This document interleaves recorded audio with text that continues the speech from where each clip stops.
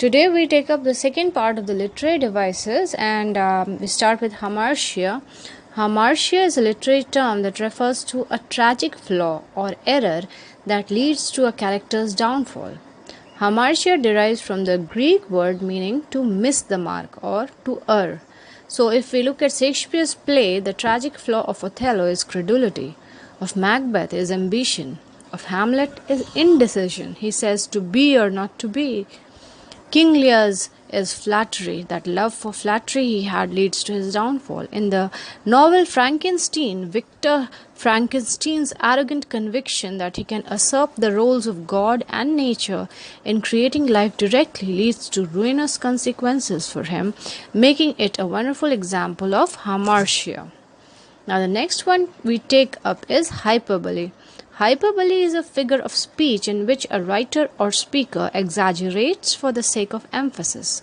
Hyperbolic statements are usually quite obvious exaggerations intended to emphasize a point rather than be taken literally. For example, in the hyperbolic statement of Iago in Othello, Act 3, Scene 3, he says, "Not poppy, nor mandragora, nor all the drowsy syrups of the world shall ever medicine thee to that sweet sleep which thou owest yesterday." Because of its ability to express larger-than-life emotion, hyperbole is common in novels, poetry, politics, and advertising slogans. The opposite of hyperbole is litotes, which means deliberate understatement. In a rhetorical context, meaning in the context of persuasive speaking and writing, hyperbole is sometimes called oxesis, while litotes goes by the name of meiosis. Different examples of hyperbole can be structured quite differently as sentences. The key to hyperbole is not how the sentence is structured, but whether through purposeful exaggeration it creates strong feelings or impressions or emphasizes a point. The next one is irony. Irony is a literary device or event in which how things seem to be is in fact very different from how they actually are. It has been taken from the Greek character called Aaron, who spoke in understatement and pretended to be less wise than he actually was. Irony is a broad term that encompasses three different types of irony, each with their own specific definition: verbal irony, dramatic irony, and situational irony. Most of the time when people use the word irony, they are actually referring to one of these specific types of irony. Now, irony overlaps with but is not identical to sarcasm and satire. Next, we take up hubris. Hubris refers to excessive pride or overconfidence, which drives a person to overstep limits in a way that leads to their downfall. In Greek mythology, the legend of Icarus involves an iconic case of hubris. Icarus is given artificial wings made of wax and feathers so that he can fly. But he ignores his father's warnings and flies too close to the sun, melting his wings and drowning in the ocean. Now, in classical definitions, hubris refers specifically to a defiance of the gods or of the divine order. The contemporary definition of hubris, however, is broader. It includes the defiance of other types of authority, such as general disregard for the limits of human capability. Both heroes and villains can display hubris. Hubris is a quality that anyone can display, not just characters in literature and myths. For instance, a hubristic student might think that she knows more than her teacher, and can therefore pass a test without having to study. Next, we take up simile. Simile is a literary term where you use like or as to compare two different things and show a common quality between them. A simile is different from a simple comparison in that it usually compares two unrelated things. For example, she looks like you is a comparison, but it's not a simile. On the other hand, she smiles like the sun is a simile as it compares a woman with something of a different kind, like the sun. Next, we take up metaphor. Metaphor is a figure of speech that compares two things by saying that one thing is the other. So we find it a comparison without the use of the two words like and as. The comparison in a metaphor can be stated explicitly, as in the sentence, "Love is a battlefield." Other times, the writer may make this equation between two things implicitly, as in, "He was wounded by love." The comparisons created by metaphor are not meant to be taken literally. Rather, metaphors are figurative.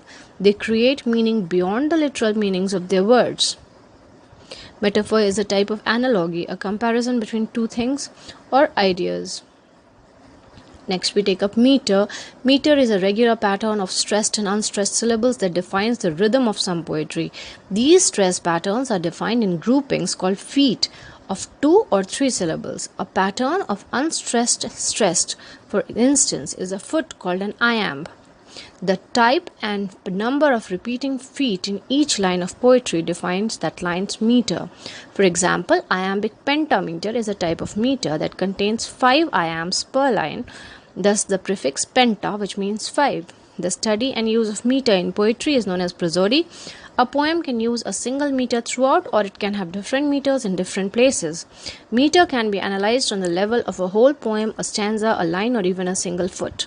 The way meter is measured depends on the language in which a poem is written. Meter in English verse is accentual, meaning it is derived from the emphasis placed on certain syllables. We take up next metonymy. Metonymy is Greek for change of name, is a figure of speech in which one object or idea takes the place of another with which it has a close association. In fact, metonymy means change of name. As a literary device, it is a way of replacing an object or idea with something related to it instead of stating what it actually meant. Metonymy enables writers to express a word or thought in a different way by using a closely related word or thought. For example, crown can stand for the king. Hollywood stands for the actors. Milton signifies the works of Milton. Next, onomatopoeia. Onomatopoeia is a figure of speech in which words evoke the actual sound of the thing they refer to or describe. The boom of a firework exploding, the tick-tock of a clock, ding-dong of a doorbell are all examples of onomatopoeia. Onomatopoeia can use real words, made-up words, or just letters used to represent raw sounds like zzz, represent someone sleeping. Or advertising, branding, and slogans often use onomatopoeia like snap, crackle, pop. Next is oxymoron. Oxymoron is a figure of speech in which two contradictory terms or ideas are intentionally paired in order to make a point, particularly to reveal a deeper or hidden truth. The word oxymoron is itself an oxymoron. It comes from the Greek word oskus, meaning sharp or keen, and moros, meaning dull or foolish. The most recognizable oxymorons are adjective noun pairs, as in the phrase proud humility. But oxymorons can also occur over the course of a clause or sentence, as in the silence after your joke was deafening. The words in an oxymoron don't need to be glued together, as in the heavy lightness or serious vanity. They can be spaced out, as in his honor rooted in dishonor stood, which is a line from Tennyson's Lancelot and Elaine. Next, we take up personification. It's taken from the Greek term prosopoia and is a kind of metaphor in which an inanimate object or an abstract concept is spoken of as having life or human attributes. For example, Milton in Paradise Lost, Book 9, 1002-1003 lines, writes as he talks of Adam biting the fatal apple, sky lowered and muttering thunder, some sad drops wept at completing of the mortal sin. So the sky has been endowed with human attributes here. Paradox comes from the Greek word paradoxon, which means contrary to expectations, existing belief, or perceived opinion. It is a statement that appears to be self-contradictory or silly, but which may include a latent truth. It is also used to illustrate an opinion or statement contrary to accepted traditional ideas. A paradox is often used to make a reader think over an idea in an innovative way. Example, I am nobody. Emily Dickinson says that. What a pity that youth must be wasted on the young. George Bernard Shaw said this. I can resist anything but temptation. Oscar Wilde said this. So all these three are examples of paradox. Next we take a pun. Pun is traditionally called paranomasia by rhetoricians. It denotes a play on words that are either identical in sound, that's homonyms, or very similar in sound but are diverse in significance. Example, the last words in Oscar Wilde's play entitled The Importance of Being Earnest, and in A Hymn to God the Father, John Donne plays upon that word done, D-O-N-E, and his own name, D-O-N-N-E, a wonderful example of pun. Then we take up refrain. The word refrain is originated in France, it is known as refrain, which means to repeat. This poetic device repeats at regular intervals in different stanzas. It may contain minor changes in wordings on sequence. It contributes to the rhyme and throws light on the ideas which a poet wants to emphasize. Most poets use it for the sake of asserting its importance while enhancing the meter or rhythm of the literary work itself. For example, stopping by woods on a snowy evening. The woods are lovely, dark and deep, but I have promises to keep, and miles to go before I sleep, and miles to go before I sleep. The Tiger by William Blake has similar first and last paragraphs with minor changes. Synecdoche is a figure of speech in which a word or phrase that refers to a part of something is substituted to stand for the whole, or vice versa. The word synecdoche comes from the ancient Greek word synekdoche, which means simultaneous understanding. For example, the phrase "all hands on deck" is a demand for all the crew to help.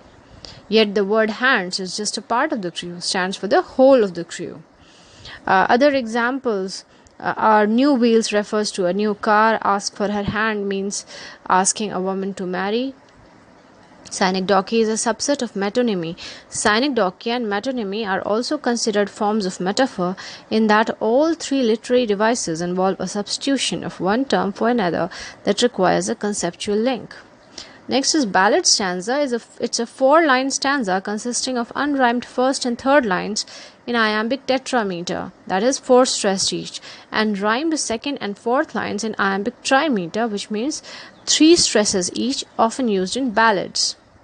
Couplet is a pair of successive lines of meter in poetry. A couplet usually consists of 2 successive lines that rhyme and have the same meter. A couplet is a literary device that can be defined as having 2 successive rhyming lines in a verse and has the same meter to form a complete thought. It is marked by a usual rhythm, rhyme scheme, and incorporation of specific utterances. Free verse is a verse in lines of irregular length, rhyming, if at all, very irregularly. Nowadays, some poets and critics reject the term free verse and prefer to speak of open form poetry or mixed form poetry. Free verse is a literary device that can be defined as poetry that is free from limitations of regular meter or rhythm and does not rhyme with fixed forms.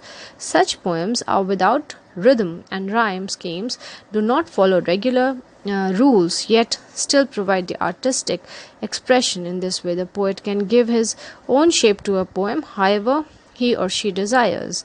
It still allows the poet the use of alliteration, rhyme, cadences, and rhythms to get the effect that they consider are suitable for the piece.